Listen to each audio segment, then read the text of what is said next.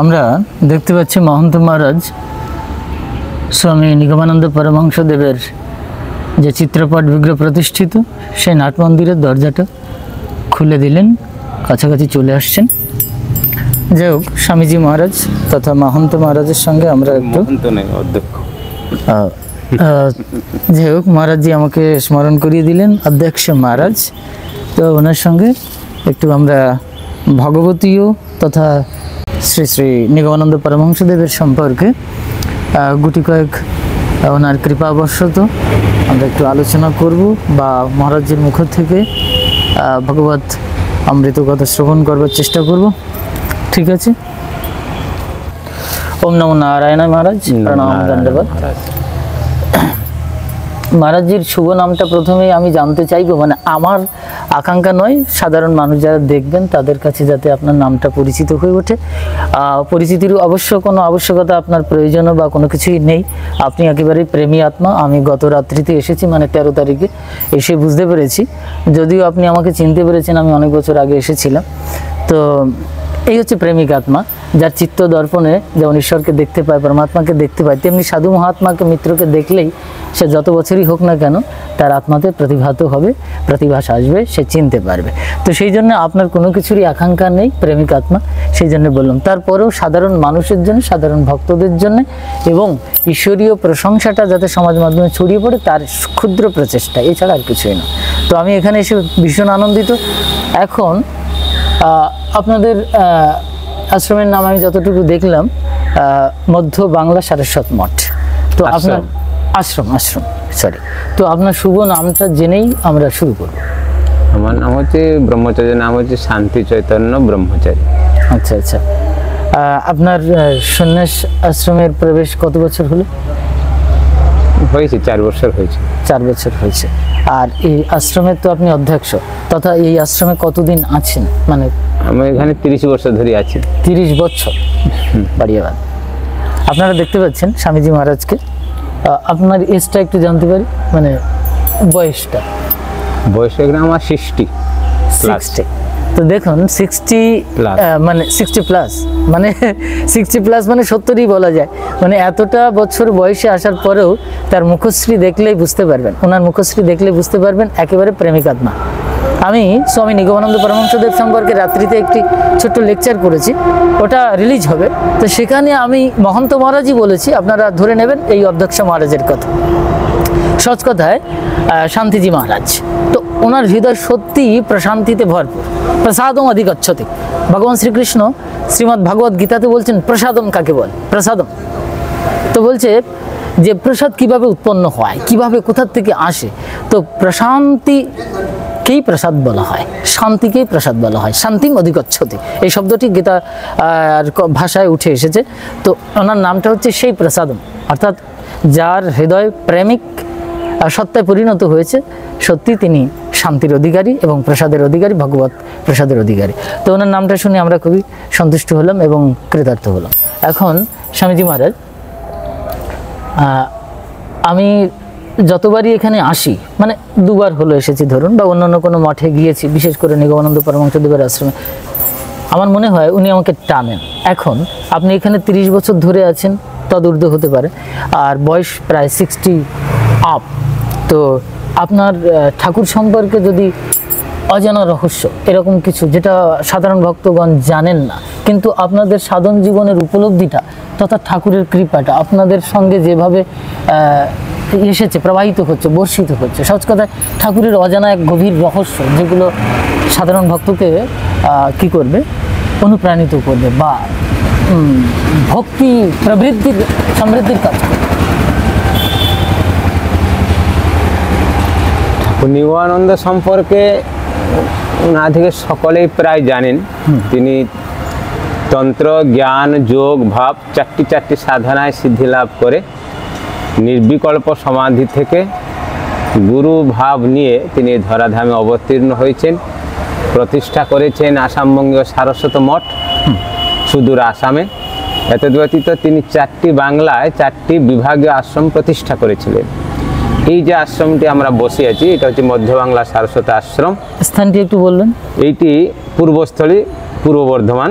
এইটি কিন্তু প্রথমে শ্রী ঠাকুর মহারাজ স্বয়ং কালনি জয়দেবপুর ঢাকায় বাংলাদেশে কিন্তু প্রতিষ্ঠা করেন 70 বিঘা বাগান বাড়ির উপরে।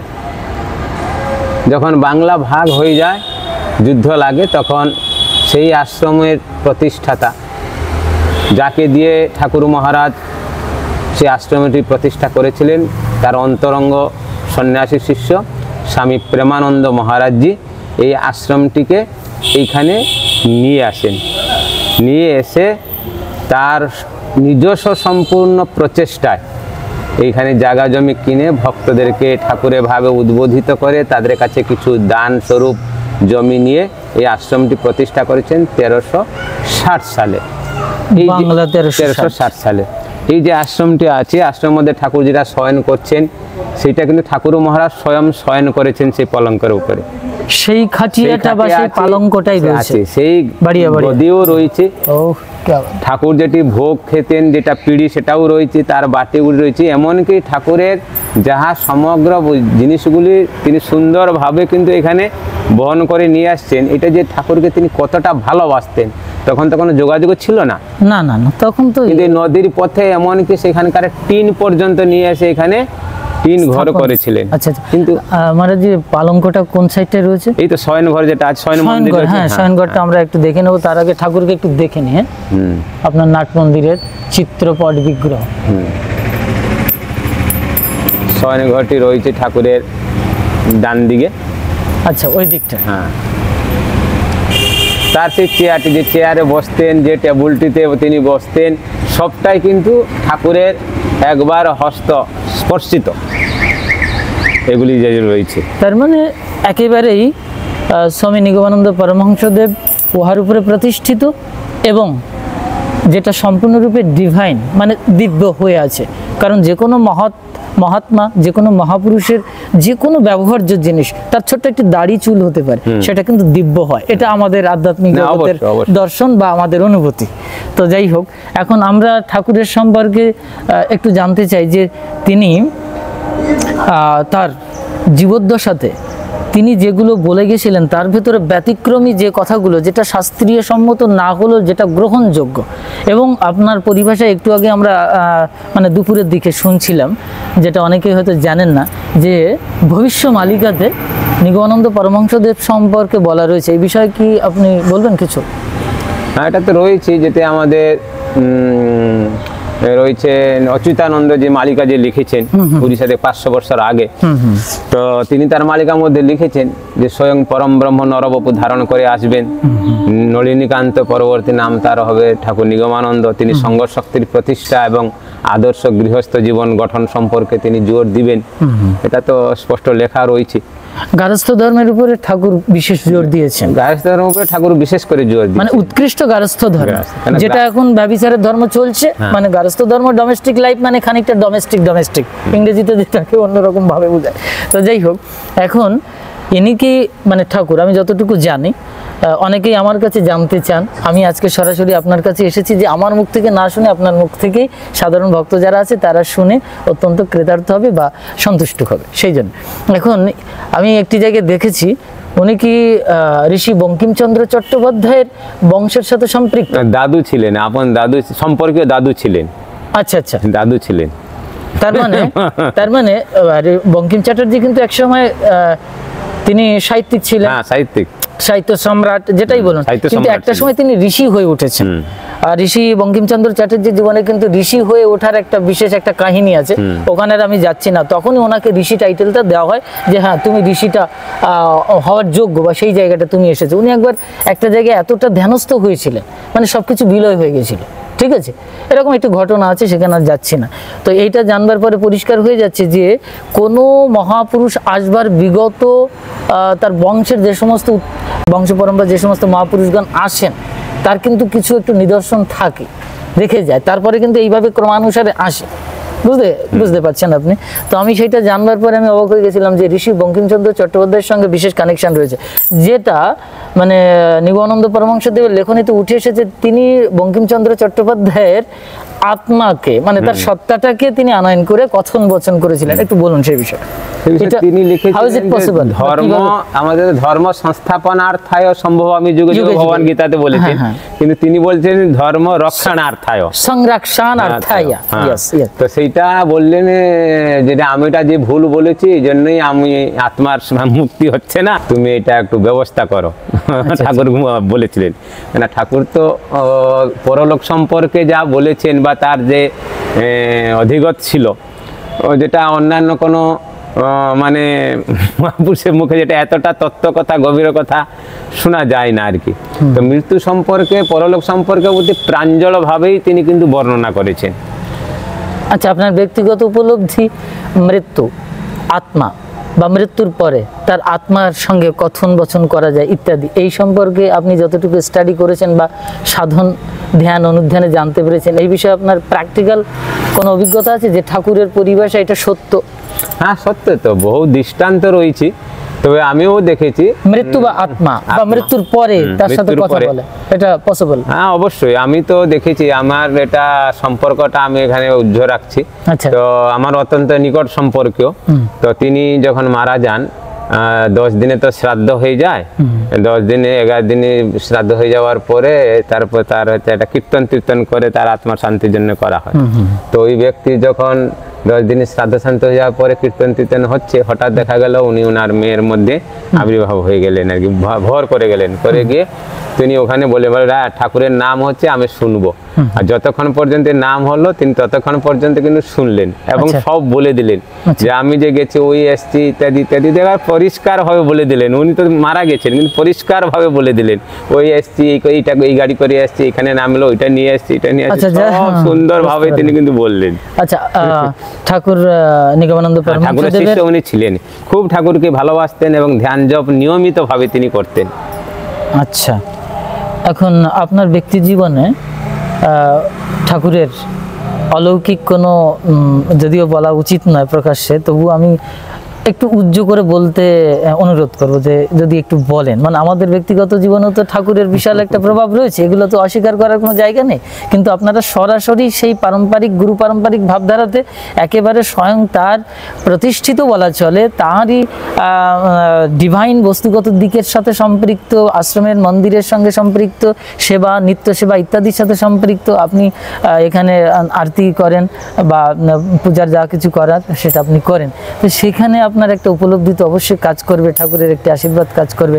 আমি দুপুরবেলা আপনার সাথে কথন বচন করবার পরে বুঝলাম যে আপনি শুধু প্রেমিক আত্মা নন, জ্ঞানী আত্মা। এটা আমার কাছে পরিষ্কার হলো। সেই সূত্রে আমি একটু ঠাকুরের কোনো ব্যক্তি জীবনে, আপনার ব্যক্তিগত জীবনে অলৌকিক কোনো স্পর্শ, মানে একটু প্যাসিভলি বললেও হবে, মানে সরাসরি না বললেও। এটা তো হয়েছে।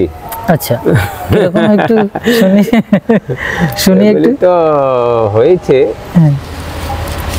আমার জীবনে, যখন আমি তখন আশ্রম জীবনে আসিনি, ঠাকুরকে প্রথমে তাকে জেনেছি মানে তার সম্পর্কিত তার জীবনী বা তার অলৌকিক ক্ষমতা ইত্যাদি সম্পর্কে জেনেছি। তো তখন একটা কৌতূহল থাকে, হয়তো ভগবান সবকিছু দিতে পারেন, ভগবান কাছে বললে তিনি সব পূরণ করতে পারে। আচ্ছা, আমি একটু হঠাৎ একদিন আমার মনের মধ্যে চেপে গেল যে ঠাকুর আমাকে যদি আজকে দর্শন না দেন তাহলে আমি এই সারা রাতে এই ধরনের ভিজা কাপড় পরে এখানে আমি মাটির নিচের মধ্যে শুয়ে থাকবো শীতের দিন।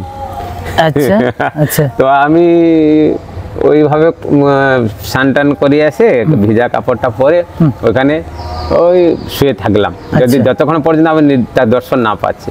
কিন্তু দেখা গেল আমি ঠিক ওই আধ ঘন্টা মতো না পরে তারপরে আমার একটা মানে বাহ্যিক চেতনাটা হারিয়ে গেছে, মানে বিবশ অবস্থা যেটাকে বলে।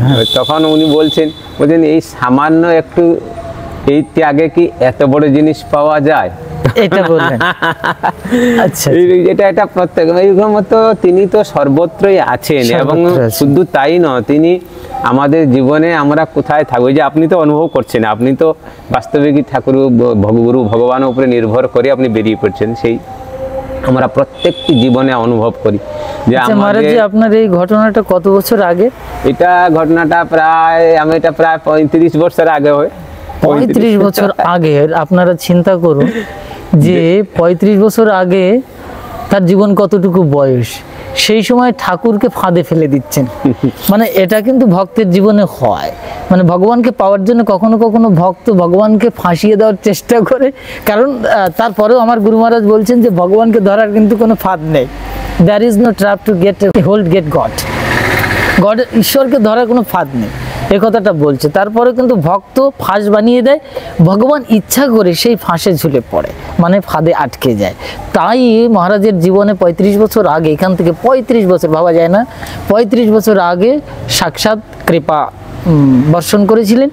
ইহার দ্বারা পরিষ্কার বোঝা যাচ্ছে যে আমাদের বৈদান্তিক ভারতীয় সনাতন শাস্ত্রের যে প্রামাণিক তত্ত্ব নথি তথি যা কিছু বলুন, আজও যে সমস্ত মহাত্মারা প্রকট রয়েছেন, মহাত্মাজি প্রকট রয়েছেন, তাদের কাছে সম্মুখে আমরা শুনতে পাচ্ছি।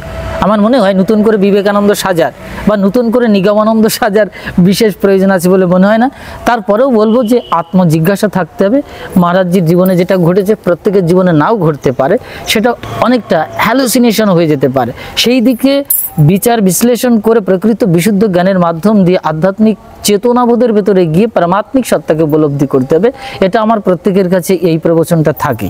তো যাই হোক, এখন তখন তো আপনি সাধন জীবনে এসে গেছেন না, আসেননি? আশ্রম জীবনে আসেনি। আশ্রম জীবনে আসেন, কিন্তু আপনার বৈরাগ্যতা কাজ করছে। বৈরাগ্যতা কাজ করছে। আচ্ছা।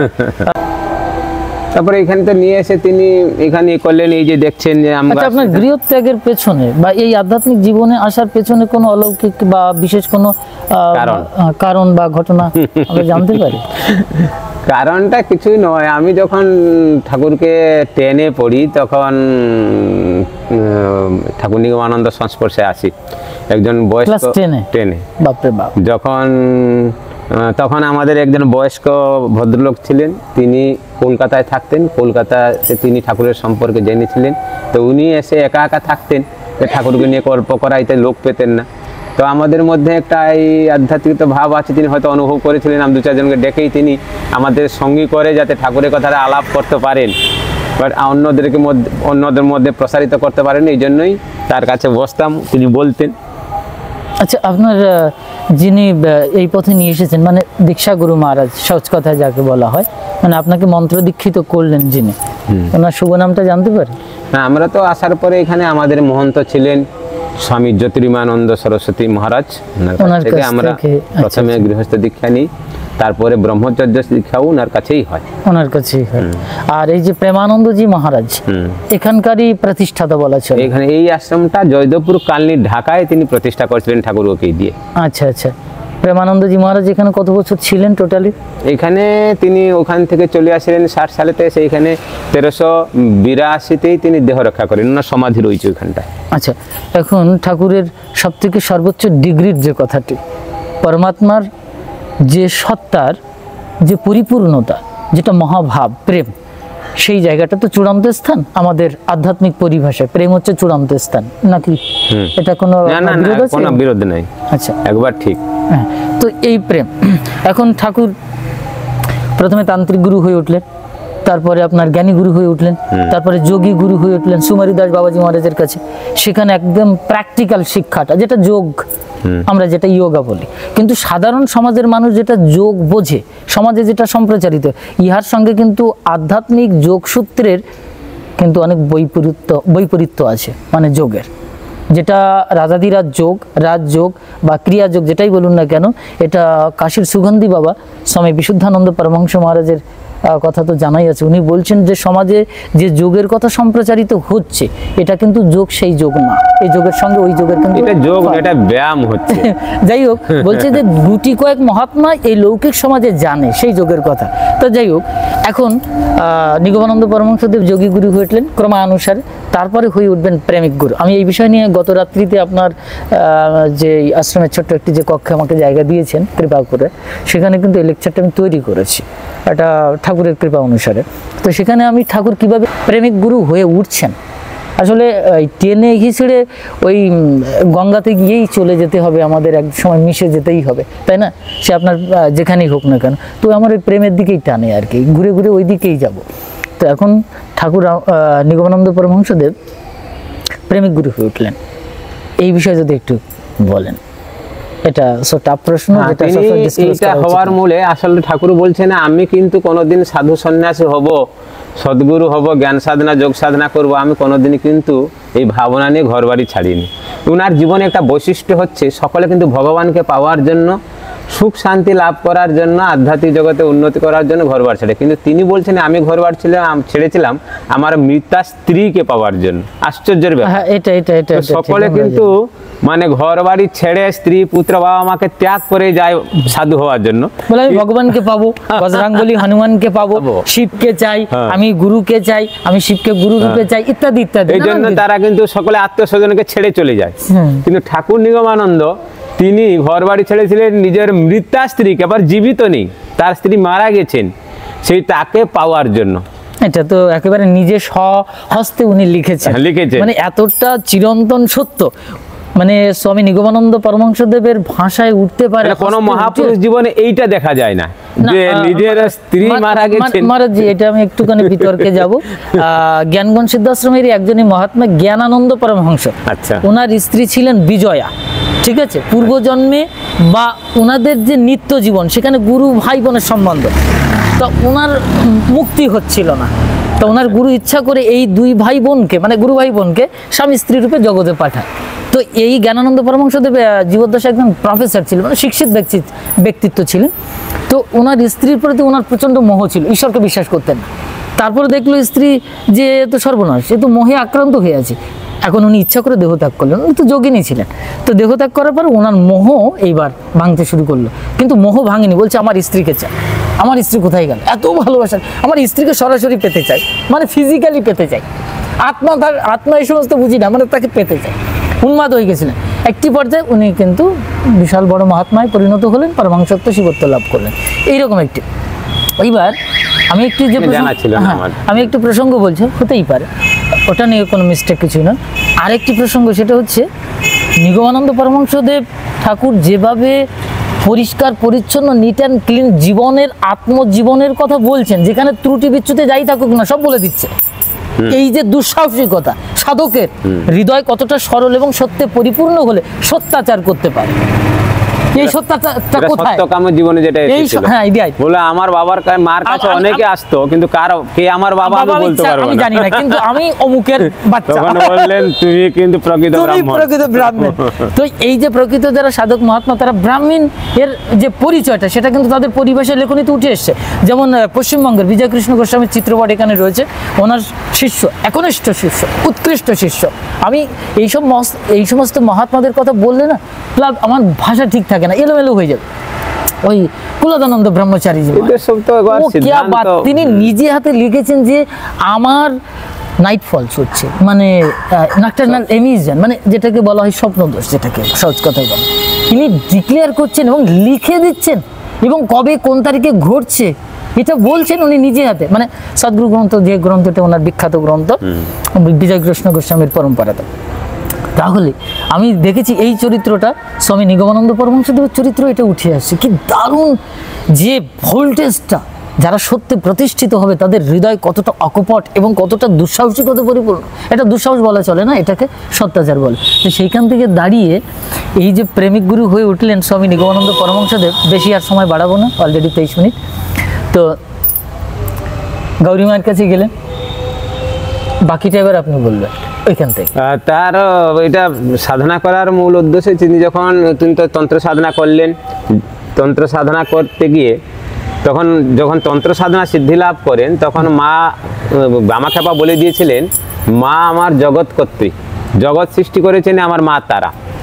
কিন্তু ঠাকুর নিগমানন্দ যখন মার কাছ থেকে বর নিয়ে এলেন, তুমি তাকে বর দিতে চাও, আমি যখন ইচ্ছা করব তুমি আমাকেই আমার স্ত্রী রূপে দেখা দিবে। বুঝলাম না, আরেকবার। যখন সাধনায় সিদ্ধি লাভ করলেন, তারা মার দর্শন হলো, চিতা সাধনা 3 রাত্রিতে তিনি সাধনায় সিদ্ধি লাভ করলেন, এবং একটা সময় লোমকূপ থেকে তারা মূর্তি বেরোচ্ছে আবার ঢুকছে, এইটা গিয়ে মা বামাখ্যাপার কাছে বললেন। তখন একটা ধমক দিয়েছিলেন। তখন যখন ধমক দিয়ে মন্দিরে গেলেন, তখন মা বললেন, তুই তো অনেক উচ্চ অধিকারী, তাকে জ্ঞান সাধনা করতে বলো, তবে সে জানতে পারবে সে কে। তাহলে তিনি বলছিলেন যে মা যদি আমার শরীর থেকে বেরো তাহলে তো তারা মাকে আমি সৃষ্টি করেছি, আর তারা মা যে অনন্ত কোটি ব্রহ্মাণ্ড সৃষ্টি করেছে আপনার বলাটাই ভুল, তাহলে আমি সৃষ্টি করেছি তারা মাকে। তখন মা আমাদের যাতে মা বললেন তাকে বলে দাও জ্ঞান সাধনা করতে, তবে সে জানতে পারবে সে কে। তন্ত্র থেকে জ্ঞানে গেলেন, জ্ঞান সাধনা যে সেখানে সচ্চিদানন্দ সরস্বতী বললেন, তাকে প্র্যাকটিক্যাল অনুভব করে, কারণ সচ্চিদানন্দজি জানতে পেরেছিলেন এই ঠাকুর নিগমানন্দকে যে জগতে অনেক কিছু কাজ হবে, কিন্তু জ্ঞানের সাধনায় এই শরণ মনন নিদিধ্যাসনের দ্বারা এটা কিন্তু উপলব্ধি, বাস্তব জ্ঞানটা উপলব্ধি আনা হওয়াটা কিন্তু কঠিন এবং অনেক সময় লাগবে, অনেক সময় লাগবে। যোগ যদি অবলম্বন করে, যোগটা হচ্ছে প্র্যাকটিক্যাল জ্ঞান, তাহলে তাড়াতাড়ি এটা অনুভব হয়ে যাবে। তখন মহারাজজি সাজেস্ট করলেন তুমি এবার যোগী গুরু অন্বেষণ করো। তাহলে যোগ সাধনা কি করলেন, যোগ সাধনা করে তারপরে তিনি নির্বিকল্প সমাধি গেলেন। নির্বিকল্প সমাধি গিয়ে ফিরে এসে গুরু ভাবের নিয়ে তার মধ্যে একটা কাজ করছে যে আমি ব্রহ্ম, আমি গুরু, যে এই যে ভাবটা আছে সেই ভাব নিয়ে তিনি একবার গেলেন কাশিতে, অন্নপূর্ণা ধামে। তো যাওয়ার পরে সেখানে তো প্রবাদ আছে যে যারা আসে অতিথি তারা অভুক্ত থাকে না। তো উনি যখন যান সেই সময় কাশিতে একবার দুর্ভিক্ষ পড়েছে। তো যেমন মানুষ খেয়ে ফেলে দিলে যেমন কুকুর ইত্যাদি ইত্যাদি কুড়িয়ে খায়, সেরকম মানুষও নালা নর্দমা থেকে কুড়িয়ে কুড়িয়ে খাচ্ছে। বলে আশ্চর্য ব্যাপারে, এখানে তো মানুষেরই অবস্থা, আমি অতিথি, আমার খাবার কে দিবে? তো সারাদিন অপেক্ষা করলেন কিন্তু কার কাছে কিছু পেলেন না। শেষে সাধু মানুষ তো তিনি দশা সমাধি ঘাটে গিয়ে সন্ধ্যাহানি করবেন, বসছেন, সন্ধ্যা হয়ে আসছে। এই সময় একজন মারোয়াড়ি বুড়ি এসলেন, এসে বললেন বাবা তুমি আমার টুপলাটা রাখো, আমি নিয়ে যাব। তো ও আনমনা হয় বললেন ঠিক আছে রেখে দাও। তারপর তিনি ধ্যানমগ্ন হয়ে গেলেন। যখন ধ্যান সমাধি ভগ্ন হয় তখন দেখেন রাত্রি 9টা বেজে গেছি, নিজের কম্বল টম্বল গুটিয়ে বলে যাক কিছু তো পাওয়া গেল না, গিয়ে ওটা আশ্রয় তো নিতে হবে রাত্রেবেলা। তো উঠছেন, দেখছেন ওই টুপলাটা, ও আরে টুপলা নিয়ে যায়নি, দেখি কি আছে। দেখেন তখন বর্ধমানের গরম গরম সীতাভোগ।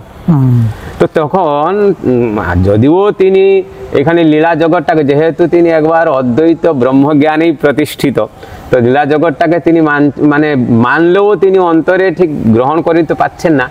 তাও বলছেন সে দেখলেন তার মধ্যে 3টা মাত্র সীতাভোগ আছে, সেটা বলছেন এত শ্রদ্ধা ভরে তিনি পাতা পর্যন্ত খেয়ে নিলেন, পাতা ঠুঙ্গাটি শুদ্ধ খেয়ে নিলেন। সেই সময় ওনার ভক্তির সাগরে। হ্যাঁ, তারপরে তিনি গিয়ে একটা মন্দিরে আশ্রয় নিলেন। হঠাৎ দেখেন ঘুম ভেঙে যায়, দেখেন ঘরটা আলোকিত হয়ে আছেন। মা অন্নপূর্ণা দাঁড়িয়ে বলছেন এবার বিশ্বাস হলো তো, আমার ধামে যে আসে অতিথি অভুক্ত থাকে না। তো বলে সে তো একজন বুড়ি, আর যে অনন্ত কোটি ব্রহ্মাণ্ড সৃষ্টি করেছি তার পক্ষে একটা বুড়ি সাজা কি আশ্চর্যের বিষয়। আমি তো তোমাকে দিয়ে আসলাম, তুমি এখনো ব্রহ্মজ্ঞান হয়েছে, অবর ব্রহ্মজ্ঞান হয়েছে। ভগবান যে তিনি বহু হয়েছেন, বহু রূপে তিনি লীলা করছেন, যত্র জীব তত্র শিব, যে এইটা এই অবর ব্রহ্মের জ্ঞান তোমার হয়নি। এই অবর ব্রহ্মের জ্ঞান তোমার হতে গেলে তাহলে তোমাকে প্রেমের সাধনা করতে হবে, ভাবের সাধনা করতে হবে। তারপরে তিনি একবার সচিদানন্দের সঙ্গে গৌরীমার কাছে গিয়েছিলেন সেই মুসুরি পাহাড়ের দেরাদুনে। তখন বলেছিলেন সচিদানন্দজিকে তোমার এই চেলা যদি কোনোদিন নির্বিকল্প যায় তাহলে ওকে আমার কাছে পাঠিয়ে দাও। মানে মোট কথা এখন সময় হয়নি, এখন আমি এখন কেন নিয়ে এসেছো, যাও পরে পরে। এই জায়গা থেকে শুরুটা হচ্ছে প্রেমিক গুরু হয়ে ওঠার এক চূড়ান্ত পরম কাহিনী। এটা তো একেবারে ওখান থেকে তার বীজটা রোপণ হলো, কিন্তু সেটা ধীরে ধীরে ধীরে ধীরে হতে নির্বিকল্প সমাধি। তারপরে গৌরী মায়ের বয়স তখন কত ছিল? তখন তো 250 বছর বয়সে গৌরী মার, কিন্তু দেখতে ষোড়শী যুবতীর মতো ছিল। 260 বছর সামথিং, ওইটাই জানা যায়, যাই বলছেন আর কি। না 250-260। ওখানে গিয়ে গৌরী মার স্পর্শে তিনি 3 মাস একবার পাগল ছিলেন, উদণ্ড নৃত্য করতেন, পাগল হয়ে গেছিলেন তার থেকে আসার পরে। তারপরে ধীরে ধীরে সেই ভাবটাকে সম্বরণ করে তিনি তখন লোকালয়ে আসেন। এবং লোকালয় শুধু নয়, লোকালয়ে আসার পরে তারপরে আসামের হচ্ছে তুরা গারো হইলে সেইখানেও গিয়ে নিভৃতে তিনি সেখানে এই ভাবটাকে সম্বরণ করে মা স্বয়ং তিনি মানবী রূপ ধারণ করে ঠাকুরের সঙ্গে লীলা করেছেন। এটা আর যাবো না, কারণ হচ্ছে আমি বলেছিলাম যে মানে এটা ভাবা যায় না, এটা সাধারণ মানুষ এটা গ্রহণ করে নিতে পারে না। সাধারণ মানুষের জন্য এটা নয়, কিন্তু সাধারণ মানুষের ভেতরে যে কামাত্মিক যে সত্তাটার লীলাটা চলছে, ক্রিয়াত্মক আকারে, মানে ক্রিয়াশক্তির ইচ্ছা অনুসারে, মানে নিগম সূত্র সিদ্ধান্ত অনুসারে যদি জানা যায়, সেখানে বলছে যে ইহার পেছনে ক্রিয়াশক্তি, মানে আমাদের সাধারণ মনুষ্যের জীবনে যে কাম কামনা লোভ প্রলোভন ইত্যাদি কাজ করছে, এটা ক্রিয়াশক্তির প্রভাবে।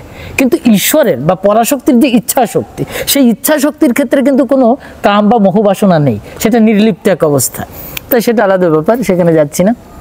তো যেটা বলছিলাম, আমি বৃন্দাবনে আপনাদের এখানে আসার বেশ কয়েকদিন আগে আমি বৃন্দাবনে ছিলাম, মানে রাস পূর্ণিমাতে ওখানে বিশেষ কারণে যাওয়ার প্রয়োজনও ছিল, সেখানে গিয়েছিলাম। তো এই ঠাকুরের কথা যখন উঠেই গেল, অনেক সময় বেড়ে যাচ্ছে, তবে এটুকু বলে শেষ করছি। তো আপনি যেটা বললেন যে লীলা করলেন, এই একটি শব্দেই তারাই বুঝতে পারবে যারা এই সাধন জগতের উচ্চ মার্গীয় এই রাস মঞ্চে রয়েছেন, তাদের কাছে এটা পরিষ্কার হয়ে যাবে সে কোন ধরনের লীলা হতে পারে, যেটা সাধারণ মানুষের বোধগম্য নয়। তো ওটা আমার খানিকটা, আমি যে রাস পূর্ণিমা মানে বৃন্দাবন হয়ে হেলাম, পশ্চিমবঙ্গে প্রবেশ করেছে, আজকে সপ্তাহখানেক হচ্ছে, তারপরে আপনার এখানে চলে এসেছি, নবদ্বীপ হয়ে চলে এসেছি। তো এটা আমার কাছে খুব পরিষ্কার হলো। আপনি যে শব্দটা এখানে মানে চূড়ান্ত এক পরম হাস্য সম্পদের মাঝখান দিয়ে প্রকাশ করলেন এবং একটি শব্দ প্রকাশ করলেন, আমার কাছে একেবারে সব ভিজে যাচ্ছে একাকার, একদম আর কিছু বলার প্রয়োজন হয় না। আমি শুধু এইটুকুই জানতে চেয়েছিলাম, যেটা আমার লেকচারের পরিভাষায় ওখানে উঠে এসেছে। আমি ডিটেল বলিনি কিছু, এরকম ভাষা, কারণ মহাত্মারা কোনো বিষয় সপ্রকাশ্যে আনতে চান না, এটাই মহতের পরিচয়। কিন্তু মহতের হৃদয় আবার করুণায় পরিপূর্ণ, এই জন্য উনি না বলতে চাইলেও ওনার মুখ থেকে বের করে দিচ্ছেন ঠাকুর নিগমানন্দ পরমহংস মহারাজ। তার কারণ আমরা অবশ্য ঠাকুরকে পেছনে রেখেছি, ঠাকুর পেছনে হয় না, ঠাকুর সামনে রয়েছে, ডানে বায়ে এবং আপনার অন্তরে বাইরে সমস্ত জায়গা। এই জন্য ওনার পরিভাষায়, মানে যেটাকে ব্রহ্মবাক্য বলা হয়, সেখান থেকে প্রেমাত্মিক শব্দ আকারে একটি শব্দ বেরিয়ে এসেছে। বাকিটা বুঝে নেন, যারা সাধক আছেন তারা পরিষ্কার বুঝতে পারবেন। সময় অত্যন্ত বেশি হয়ে গেছে, অনেক কথা বলার ছিল, ঠাকুরের কথা বলে শেষ হবে না, কারণ আমার ব্যক্তিগত জীবনে ঠাকুরের প্রেমাত্মিক স্পর্শ অফুরন্ত, যা ভাষা ব্যক্ত করা সম্ভব নয়। কালকে রাত্রি এসেছি 13 তারিখে, সেইখান থেকে এখনো ভিজে যাচ্ছে। মানে আমি এতটা প্রেমিক না, এতটা বাচ্চা ছেলেদের মতো না। অনেকেই জানেন আমি ক্রুদ্ধ, মানে ক্রোধী ইত্যাদি ইত্যাদি, সবাই আমাকে বাজে কথা বলেন, কিন্তু মহাত্মার প্রেমের স্পর্শে তথা ঠাকুর নিগমানন্দ পরমহংসদেবের প্রেমের স্পর্শে কিরকম যেন বাচ্চা হয়ে যাচ্ছে। মহন্ত মহারাজ, অধ্যক্ষ মহারাজ দুপুরবেলায় বলছিলেন যে আপনি প্রেমিক, আমি বললাম প্রেমিক নই। ঠিক আছে, আপনার আধার আছে, তাই উৎসর ভূমিতেই আপনার অসার হয়ে যাবে, অসার ভূমিতে উৎসর হয়ে যাচ্ছে। আমি আপনার বয়স অনুপাতে অনেক ছোট, আপনি আমাকে ঠাকুরের কাছে প্রার্থনা করবেন আমার জন্য একটু, যেন তার করুণা গুণ অনেক এগিয়ে। আর আপনার পরিচয় আপনি না দিলেও আমি খানিকটা গুরু কৃপা বলে, আমার সদ্গুরু মহারাজের কৃপা বলে যতটুকু অনুভূতিতে আনতে পেরেছি, সেটা গুপ্ত থাকুক, আমার হৃদয়ে থাকুক, বাকিটা আপনার সামনেই প্রকাশ করব, এই হচ্ছে কথা। এখন আপনার বোধহয় মন্দিরের ক্রিয়া শুরু হয়ে যাবে একটু বাদেই, এই জন্য ছেড়ে দেবো। তো আপনারা মহারাজজির পরিচয় পেলেন, সত্যি প্রসাদম অধিগচ্ছতি, শ্রীমদ্ ভগবদ গীতার পরিভাষার শেষ একটি শব্দ প্রসাদম অধিগচ্ছতি। প্রসাদ কি করে পাওয়া যায়, প্রসাদ কি ভাবে হয়? বিষয়ান ইন্দ্রিয় ঈশ্বরণ, একটি কথা আছে, বিষয়ান ইন্দ্রিয় ঈশ্বরণ, অর্থাৎ ইন্দ্রিয়ের দ্বারা বিষয় ভোগ করবে। কোন ইন্দ্রিয়ের দ্বারা? যে ইন্দ্রিয়কে আপনি ইন্দ্রিয়াতীত অবস্থায় নিয়ে গেছেন, মানে ওভারকাম করেছেন, অতিক্রম করেছেন, সেই ইন্দ্রিয়ের দ্বারা, অর্থাৎ সেই পরমাত্মিক হৃদয় থেকে দমিত ইন্দ্রিয়ের দ্বারা যিনি বিষয় ভোগ করেন, সেইখানে প্রসাদম অধিগচ্ছতি, মানে প্রসাদ অর্জন হয় বা লাভ হয়। এবার প্রসাদম কাকে বলে? আর প্রশান্তিম বা শান্তিম অধিগচ্ছতি, যার ভিতরে, যার হৃদয় শান্ত অবস্থার ভিতরে এসেছে, প্রেমাত্মিক অবস্থার ভিতরে, সেইটাই প্রসাদম। সেটা মহাত্মার হৃদয় থেকে আমরা বুঝতে পারছি তার পরিভাষায়। আজকে এই পর্যন্ত, সবাইকে অনেক ধন্যবাদ। মহারাজজি শেষে কিছু বলবেন? ঠিক আছে, আপনার আগমনে সত্যি আমাদের কোনো অপরাধ হয় ক্ষমা করবেন। অপরাধ তো কিছু নাই, বরং আপনার আগমনে আমাদের নিরসনটা সরস হয়েছে। আপনাকে পেয়ে অনেকটা মানে প্রশান্তি এবং এগিয়ে যাওয়ার একটা প্রেরণা আমার মধ্যে জেগেছে। আমি আসলে ভালোবাসার নৈবেদ্যটা আমি ঠাকুরকে তো এখানে দিতে পারবো না, আমি ঠাকুরকে নেটওয়ার্কের দুনিয়াতে কি ছড়াবো? অনন্ত ব্রহ্মাণ্ডময় যিনি, তাকে আর কি ছড়ানোর আছে? তারপরও ছোট্ট হৃদয়, তো ক্ষুদ্র হৃদয় চায় ঠাকুরকে একটু প্রশংসা। আপনার মধ্যে ধন না থাকতে পারে, আপনার মধ্যে ত্যাগ যে রয়েছে, ভালোবাসা, এটা তো সব থেকে একবার, এইটা তো সব থেকে মহাধন রয়েছে। তো আমি এই ছোট্ট নৈবেদ্য দিতে চাই, সরলতা, এই ত্যাগ, এইটা তো মানুষের অর্জন করা অত্যন্ত দুষ্কর। মানুষ টাকা পয়সা ঘর বাড়ি তো অনায়াসে আয়ত্ত করতে পারে, কিন্তু এইটা তো করার জন্য জন্ম জন্মান্তর সাধনা করে লাস্টে একটু কথা বলি, শেষ করব। কালকে মহারাজজি আমি আসার সঙ্গে সঙ্গে চিনতে পারলেন, তার সুতীক্ষ্ণ দৃষ্টি, চশমা চোখে আছে বটে কিন্তু তার অন্তর্দৃষ্টি ওপেন হয়ে গেছে। আর দ্বিতীয়ত আমি রাত্রিতে যখন শুতে যাব, মানে খাওয়ার পরই উনি বলছেন যে মহারাজ কম্বল ইত্যাদি কিছু দেয়নি, কিন্তু ঘরে সব কিছু রয়েছে। তারপর উনি জিজ্ঞেস করছেন এই যে সাধু সেবাটা, সাধু হয়ে গেছি কিন্তু সাধু সেবার প্রতি যে অবহেলাটা আমরা অনেকের ক্ষেত্রে অনেক মঠে দেখতে পাই, কিন্তু স্বামীজি মহারাজের এখানে দেখতে পাইনি। তারপর আমি বললাম না আমি এগুলো ব্যবহার করি না। উনি ভাবলেন বোধহয় আমি কোনো পুরনো জিনিস ব্যবহার করি না। তখন উনি বললেন যে নতুন জিনিস দিচ্ছি। আমি বললাম না মহারাজ আমি তো এরকমই থাকি। তখন উনি বললেন ও যারা উত্তরাখণ্ড উত্তরকাশীতে থাকে তারা এরকম থাকতে পারে, এই ঠান্ডাটা তাদের কাছে কিছু না। এই যে সাধু সন্তানের মতো, মায়ের মতো, যে কি ভাবছে তার কষ্ট হচ্ছে কিনা, সন্তানের দিকে দৃষ্টি রাখছে। আমি তার কাছে এখন সন্তান, তার আশ্রমে এসেছি, তিনি পিতার মতো আমাকে স্নেহ করছেন, মমতা করছেন। কোন হৃদয় থেকে এটা হতে পারে? ওনার সঙ্গে আমার রক্তের সম্পর্ক নেই, পরিবারের বংশের সম্পর্ক নেই, পারম্পরিক ভাবধারা সম্পর্ক নেই, কিন্তু একটি সম্পর্ক আছে। মাঝখানে কে? গুরু সত্তাটি। মাঝখানে কে? সদ্গুরু মহারাজ। মাঝখানে কে? নিগমানন্দ পরমহংস মহারাজ বা সদ্গুরু সত্তাটি রয়েছে। এই সত্তাটি মাঝখানে আছে, তাই সব থেকে নিবিড় সম্পর্কের জায়গা আমরা বান্ধনের মধ্যেই রয়েছে। আমরা আসলে এই জন্য সতীর্থ গুরু ভাই যাই বলুন। তো অনেক আনন্দ লাভ করলাম। এটা ঠাকুর শয়ন ঘরটা একটু দেখিয়ে দিন। হ্যাঁ, শয়ন ঘরটাকে এখন দেখিয়ে দিচ্ছি, আপনারা একটুখানি অপেক্ষা করুন। যেখানে স্বয়ং প্রেমিকাত্মা জগৎগুরু সদ্গুরু স্বামী নিগমানন্দ পরমহংসদেব তার যে পালঙ্ক রয়েছে, যেখানে তিনি নিজে শয়ন করেছিলেন, তারই অনুগত একনিষ্ঠ উৎকৃষ্ট শিষ্য স্বামী প্রেমানন্দজি মহারাজ, এই আশ্রমের যিনি প্রতিষ্ঠাতা বলা চলে, তিনি এটাকে বহন করে নিয়ে এসেছিলেন এবং সেই শয়ন কক্ষে সেই খাটিয়া বা পালঙ্কটি আপনারা দর্শন করতে পারবেন। এটা একটা অলৌকিক রয়েছে, আমি একটু বলছি। হ্যাঁ বলুন বলুন বলুন। যেটা দিব্য। আমাদের এই আশ্রম উৎসব হয়, যে আশ্রমের যখন কলেবরে দেখছেন তখন এটা ছিল না। এই প্রেমানন্দ মহারাজ খুব নিষ্ঠাবান ছিলেন, তো তিনি কার কাছে চাইতেন না, কাকে তেমন কিছু একটা ঠাকুর ইচ্ছা করে ঠাকুরের কথা বলতেন না, দীক্ষা নেওয়ার জন্য বলতেন না। তাই আশ্রমেটা একটা মানে একটা সামান্যভাবে ছিল। উৎসবে যখন হয়তো ভক্ত শিষ্যরা আসতো, সব বাইরে ঘুমাতো। আচ্ছা। আর আমাদের একটাই ঘর ছিল, এমন কিছু মায়েরা টায়েরা আসতো বা যারা ব্যক্তি আসতো তাদেরকে আমরা ঘরটা ছেড়ে দিতাম, আমি বাইরে ঘুমাতাম। তো আমাদের সিদ্ধেশ্বর চৈতন্য ব্রহ্মচারী বলে একজন ব্রহ্মচারী, তিনি নতুন এসেছেন। তো বললাম তোমাকে তো ঘুমাতে হবে, আমি বাইরে ঘুমাতে পারবো, তুমি কোথাও ঘুমাবে? আমার বুদ্ধি এটা হলো, তা ঠিক আছে সব তো আছে, চলো আমরা তো আজকে জাগবো, 2টোর সময় উঠে পড়বো, তুমি ঠাকুরের শয়ন ঘরে চলো, বিছনা করেছি, তুমি একটু বিশ্রাম করো, তারপরে আমি কাজ শেষ করে একটু তোমার কাছে বিশ্রাম করো, তারপর তো 2টো বেজে যাবে, ঠাকুরের জন্মলগ্নটা পালন করবো। তো আমি বলে দিয়ে আমি চলে আসলাম এদের কাজ দেখার জন্য, ছেলেরা সব কাজকর্ম করছি।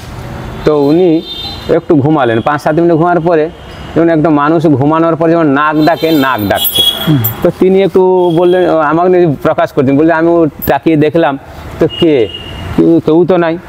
আবার তারপরে আমি একটু ভালো করে তাকালাম, আবার শুয়ে পড়লাম, আবার শুয়ে পড়ার পরে আবার নাক ডাকা। তখন যখন 2বার হয়েছে তারপর তিনি আর বাইরে বেরিয়ে আসেন। আমি বললাম কি রে? বলছে এই ব্যাপার, এই জন্য আমার ভয় হচ্ছে এখানে ঘুমাতে। ঠাকুর যে সত্যি তার জিনিস ব্যবহার করেন, এই জন্য শ্রদ্ধা ভক্তি তাকে নিবেদন করা যায়, যে বলছেন না শ্রদ্ধা সহকারে যে পত্র পুষ্প ফল জল দেয় আমি গ্রহণ করি, তাকে যে শয্যা দেওয়া হয় তিনি শয্যায় অবশ্যই গ্রহণ করেন। যে কোনো মহাত্মার যে কোনো চুল দাড়ি থেকে শুরু করে ব্যবহার্য কাপড়া চোপড়া খাটিয়া পালঙ্ক এবং তার পাদুকা পর্যন্ত ইহা নিত্য জগতের দিব্য বস্তু। এই সত্য আমি ব্যাখ্যা করতে পারবো না, এটা সম্ভব নয়। তাও সেই অলৌকিক সেই পালঙ্ক যেখানে স্বামী নিগমানন্দ পরমহংসদেব শয়ন করেছিলেন, সেই দিব্য বস্তুটি, নিত্য জগতের দিব্য বস্তুটি আমরা মানে ভিজুয়ালাইজ করার মাধ্যম দিয়ে দর্শন করব। জয় মা, জয় গুরু, জয় গুরু। আপনাকে অশেষ ধন্যবাদ। আপনি ধন্যবাদ। ঠাকুরের কথা শুনিয়ে আমাদের যে আনন্দ দিলেন, আর আমি আর কি আনন্দ দিচ্ছি, আপনি আনন্দ দিচ্ছেন। আপনার মুখে ঠাকুরের কথা শুনে আমাদের যে আনন্দ হয়, আমরা বললে ততটুকু আমরা আনন্দ অনুভব করতে পারি না। অপরের মুখে যদি নিজের বাবা মার পুত্রের প্রশংসাটা শোনা যায়, বুকটা যেমন ভরে যায়, ঠিক সেই রকমই ঠাকুরের কথা শুনে অত্যন্ত প্রীতি লাভ করলাম। এবং আপনাকে দর্শন করে সত্যি আপনার মধ্যে যে প্রেম বা ভালোবাসা সরলতার সব থেকে আমাকে এইটাই বেশি আকর্ষণ করছে আপনার প্রতি। আমি অনেক ধন্যবাদ আপনার এই মধুর বাণীতে। জয় গুরু। প্রণাম, ধন্যবাদ মহারাজ। ওম নমো নারায়ণ। আমরা তাহলে শয়ন কক্ষটা দেখে নিই, মহারাজকে ছেড়ে দিচ্ছি। ওকে, জয় মা। মহারাজজি চলে যাচ্ছেন। মহারাজজি ক্লিপটা মহারাজজি এখন ঠাকুরের সেবায় ব্যস্ত হয়ে গেছেন, আজকে অনেক দেরি হয়ে গেছে, ক্ষমা চেয়ে নিচ্ছি ঠাকুরের কাছে। ঠিক আছে, মহারাজজি চলে যাচ্ছেন। কি অপূর্ব মিলন, বুঝতে পারছেন? আমরা শয়ন কক্ষটা দেখেই ছেড়ে দেবো। জয় মা। একজন স্বামীজি মহারাজ মহাত্মাকে দর্শন করছি, আশা রাখছি ইনি প্রেমিক আত্মা, এবং ওনার সাথে কথন বচনের পরে সেটাই মনে হয়েছে, একটু দেখে নিলাম। এবার আমরা ঠাকুরের শয়ন কক্ষের দিকে চলে যাই।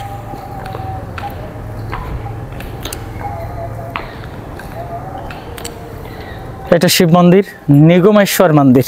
এখানে ভগবান শিবশঙ্কর প্রতিষ্ঠিত আছেন, যদিও অন্ধকার। এই ব্যাকওয়ার্ডের দিকটা হচ্ছে শয়ন কক্ষ।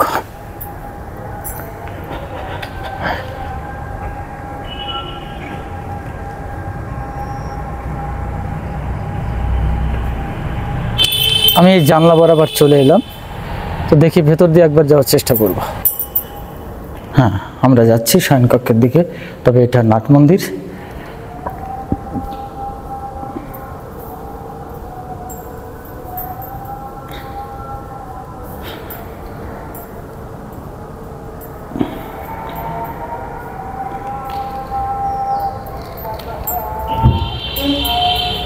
এই যে আপনারা দেখতে পাচ্ছেন, একেবারে সেই পালঙ্ক খাটিয়া। যাক, বেশি দেখানো উচিত নয়, এই জন্যে এখানে লেখাই রয়েছে, পরিষ্কার বুঝতে পারছেন, স্বামী নিগমানন্দ পরমহংসদেব তথা ঠাকুরের অসুবিধা যাতে না হয় সেই জন্য আমি দ্রুত গতিতে সামান্য একটু দেখিয়ে দিলাম। জয় মা।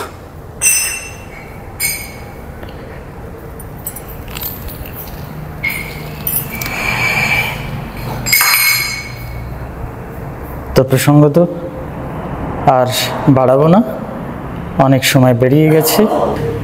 আজকে এই পর্যন্ত, সবাই সুস্থ সুন্দর থাকুন। জয় গুরু, জয় মা।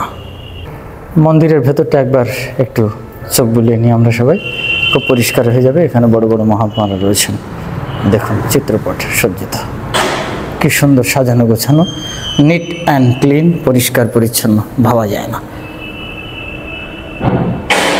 মন্দিরের গেট বা দুয়ার এদিকটাতে দেখা যাচ্ছে।